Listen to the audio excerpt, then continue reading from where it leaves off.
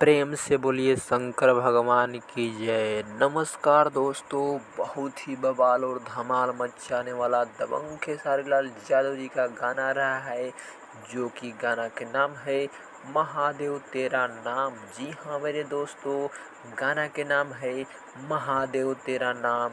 इतना बवाल और धमाल मचाने वाला गाना है, जो कि गाना को गाए हैं ट्रेंडिंग स्टार खेसारी लाल यादव और प्रीति राय।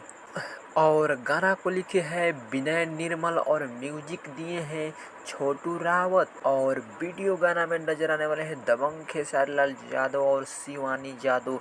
इतना बवाल और खतरनाक वाला बोलबम गाना रहा है, जो कि दबंग खेसारी लाल यादव जी का एकदम बवाल और धमाल मचाने वाला ये तीसरा गाना रहा है, जो कि 2 गाना दबंग खेसारी लाल यादव का बवाल धमाल मचा के रख दिया है।